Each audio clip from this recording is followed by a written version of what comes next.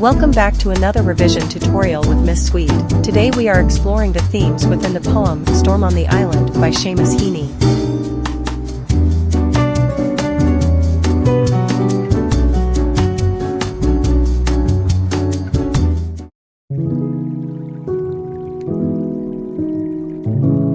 On the surface, at least, Storm on the Island is a poem about humankind and nature.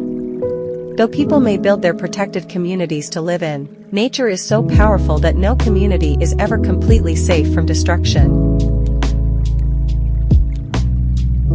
On the one hand, then, the poem celebrates human resourcefulness. The speaker's island seems to be a fairly inhospitable environment, yet people live there anyway, perhaps in a testament to their strength, perhaps to their foolishness. Either way, those in the speaker's community live where they live despite the barren condition of the land, the wizened earth, and the lack of trees. Their houses are squat, meaning low to the ground, and this low center of gravity makes them more stable. The walls are reinforced with rock and the roofs are covered with slate. These facts are evidence of the way that this community tries to protect itself from the more extreme aspects of nature, like storms. The sea, something that people often enjoy, will spit at them like a savage cat, underscoring the poem's sense of threat. The poem's final lines are ambiguous about whether the storm has arrived yet. The wind that dives could be the storm itself, or it could just be a windy day that makes the islanders think of storms. When the speaker says that the space is a salvo, it could mean that the wind, which is essentially empty space, is now battering the buildings, or it could mean, paradoxically, that the lack of a storm is a kind of bombardment. Either way, it's clear that the people on this island, despite all their careful preparations, can't actually be certain of staying safe in the storm.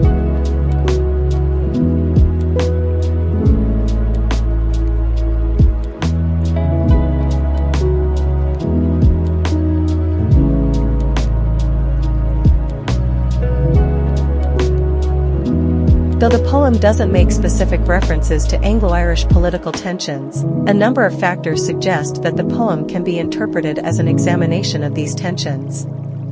The poem was published in Heaney's first collection in 1966, which is just before what's generally agreed upon as the outbreak of the Troubles conflict, a complicated situation that involved ongoing tension and violence between those who wanted Northern Ireland to join with the rest of Ireland, and those who wanted it to stay part of the United Kingdom. Though the Troubles officially started shortly after the poem's publication, it's hardly even metaphorical to consider that conflict the arrival of a kind of storm.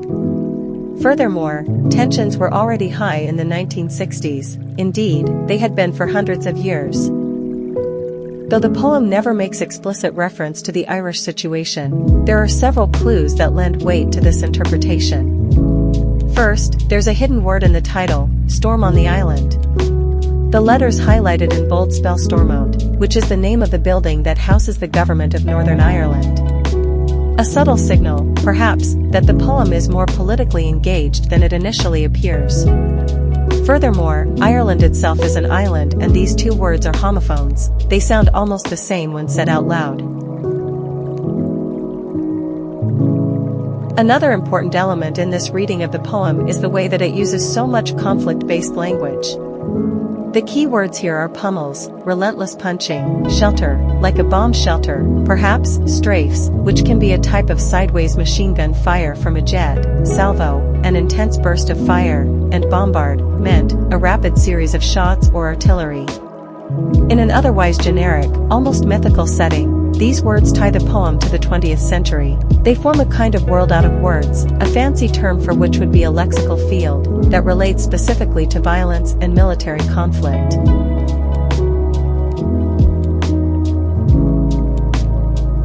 Finally, the squat houses described in the opening could be the kind of buildings found in an urban environment like Belfast, the capital of Northern Ireland.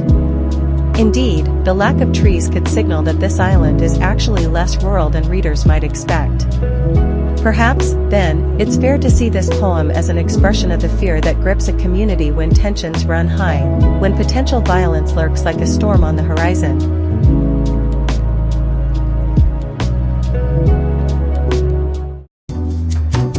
Thank you so much for watching. I hope you have found this video useful.